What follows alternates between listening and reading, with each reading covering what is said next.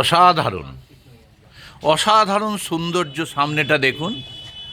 আমরা আমাদের যে গেস্ট হাউস বা রিসোর্টে আছি সেখান থেকে সামনেটা দেখাচ্ছি। বরন্তী লেকের ঠিক সন্নিকটে, বরন্তী লেকের ঠিক সন্নিকটে আমাদের এই রিসর্ট। দেখেছেন আপনারা যে প্রচুর গাড়ি সামনে দাঁড়িয়ে আছে, কারণ এই গাড়িগুলোকে ভেতরে আজকে পিকনিক করতে পুলিশ ভেতরে অ্যালাউ করেনি। গাড়িগুলো আমাদের রিসর্টের ঠিক সামনে রাখা হয়েছে। ওই ছোট টোটো করে তাদের লেক পর্যন্ত যাওয়ার পারমিশন আছে।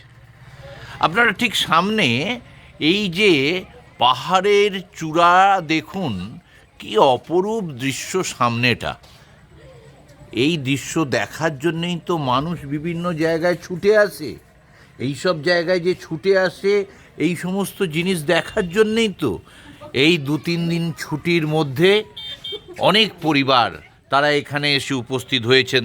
দেখছেন অনেকে বাস নিয়ে এসেছে, তারা 2 দিন এখানে থাকবে বলে।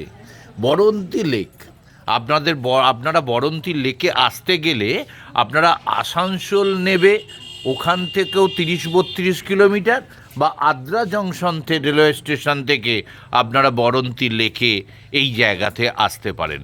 খুব অপরূপ। এটা হচ্ছে ফ্রন্ট, এইটা হচ্ছে ফ্রন্ট আপনারা দেখছেন, এটা হচ্ছে ফ্রন্ট। আর এই ভেতরের যে পার্টটা এর আগে আমি দেখিয়েছিলাম সেটা হচ্ছে এই জায়গা দেখুন, এই জায়গা দেখুন। দেখছেন আপনারা যে কি অপরূপ দৃশ্য, কি অপরূপ দৃশ্য আজকে এই জায়গায়। আপনারা যারা এই বরন্তী লেকে ছুটি কাটাতে আসতে পারেন, এই যে রিসর্টটি আমরা আছি অ্যালিউর দ্য বরন্তী, অ্যালিউর দ্য বরন্তী, যেটা আপনারা যদি দেখেন যে ইউটিউবে আপনারা এটা দেখতে পাবেন যে অ্যালিউর দ্য বরন্তী যে রিসোর্টটা, এই রিসোর্টটা যদি আপনারা বুক করে আসতে চান আসতে পারেন।